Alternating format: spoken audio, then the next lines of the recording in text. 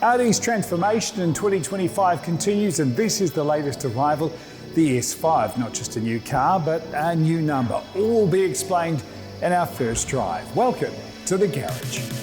Subscribe to see the first drives of New Zealand's newest and best cars driven on New Zealand roads and New Zealand conditions.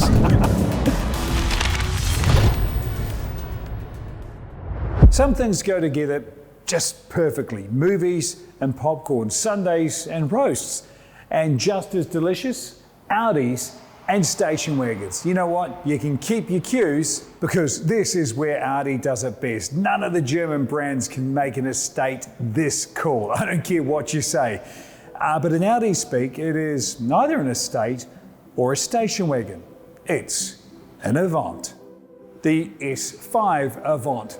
Now, this brings me to the whole number thing. Now, buckle up. See, until now, this badge S5 belonged in a coupe, and this was an S4. Audi have done a bit of a numerical tidy up. The idea was that the numbers now relate not just to size, but what's under the bonnet. So the plan was this: even numbers were EVs. I like the logic. Even, EV, right? Okay. The odd numbers were internal combustion. Cool? No. You see, they didn't go down too well. A bit of a backlash, so Audi had to go back to the old numbering system. The only catch was the 5 was too far down the line, so they couldn't change it back. And it gets even more murky because I say the odd numbers relate to EVs, except this isn't purely internal combustion, it's a mild hybrid. There's an 18 kilowatt electric motor helping the 3-litre V6 with 270 kilowatts. As I told you, it's a lot to take in. And speaking of numbers, let's talk price. $147,990, and the S5 is now at Giltrap Audi in both Grey Lynn and on the North Shore. And you can find out more about this car or any of the great range of Audis at giltrap.com, home to more than 1,000 of the world's best cars, where you can browse, compare, finance and purchase all online. Now back to the S5, and while the style seems subtle, dare I say conventional, in places even slightly soft, but only at first. A closer look reveals more and more character. The bonnet, look at it, and the side sculpting, the tailgate, and the added touch is Audi's new favourite, the animated OLED lights, which are customisable both front and rear. And there's the Avant silhouette, which really hits that perfect balance between sporty and sensible. I sort of liken this to a pair of running shoes, whereas some of those SUVs are more like a pair of Crocs. I know they've got a sport mode, but let's be honest, when push comes to shove, they're never a match for the real thing. That's thanks to the way Audi have pushed the envelope between wagon and fastback. It's sleek, but still offers decent lugging space, with 476 litres behind the seats and just under 1,400 with the back row down. And Audi, of course, remain the wizards of wow when it comes to interiors, and the leather especially. It doesn't just look and feel great, it smells great. Now, I've talked about this before, but it's a big part of why being in an Audi feels so special. And how's this for a party trick? This moonroof isn't just photochromatic, it can be tinted in different segments. Not just that, you can do it forwards and backwards. It's too cool. Even bigger tech on the screens, more than a metre combined of high-def displays now, and it's the same setup that wowed us in the Q6 e-tron, which you're actually watching now on the screen. And you can watch more of that drive by clicking the link on the screen now. I'll keep watching this film as we hit the road for the first time in the S5.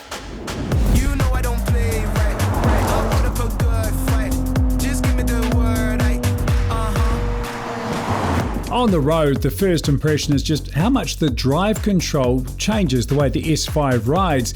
You know, sometimes you can't pick the difference between different chassis modes, but in this car there's a gulf in characteristics between comfort and the dynamic setting. And straight away, that's what stands out about this car. I talked about the whole croc things and the sport mode, and that's not knocking the SUVs. It's simple physics. The station wagon is Avant is lower and closer to the ground. The true centre of gravity is always going to be better. If you haven't driven one of these for a while and you've been in SUVs, drive the S5, I guarantee you, if you love driving, it's going to be a revelation. Now, that's a big thing in a wagon, which needs to cover a few different roles. On that note, it's a quattro with both a centre differential sending torque front and rear and an active rear diff to add more life to the way this car corners. And yes, it has launch control. With that mild hybrid really kicking an extra punch, adding to the 550 Newton meters.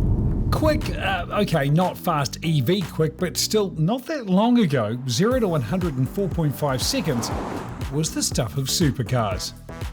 Well, you're not out to stun and silence passengers with performance. You can go back into comfort mode and enjoy not just the ride, but a booming Bang & Olufsen sound system. And speaking of sound and silence, things like phone conversations and satellite navigation come just through the headrest, just to the driver. So the passengers can go about their ride, listen to the music, and you get what you need to hear directly in your ears. The S5 gets a 7-speed dual-clutch gearbox, which also has that 18 kilowatt electric motor in it. Note though, the battery is small, just 1.7 kilowatt hours. That all-electric mode, or phantom mode as I call it, by the way, that's not the official name of the motor, it's sort of a side bonus of the mild hybrid, where it really stands out as filling any gaps left by turbo lag, meaning you get really instant throttle response, except when you're in comfort mode at slow speeds where I am now, where you give it some throttle, there's that small delay, but I think that's more to do with the programming of the gearbox than any delays in the throttle response. When you see it on the road, the thing you'll notice most about the S5 is the width. It's now as wide as the old RS4, and combined with the lower S ride height, it looks ultra sleek, especially for a wagon. And when you are in dynamic mode, it drives exactly how it looks, so hunkered down and flat. The throttle response is epically good. Those delays I talked about earlier, they're just all gone. The steering is super sharp and there's really good steering feel. That was something you'd often criticise from Audis in the past, but not in this case. And because it's quattro, you know it's just going to hold on and on and on. This is a truly well sorted car. And I'll tell you something else too. The V6 actually sounds really good.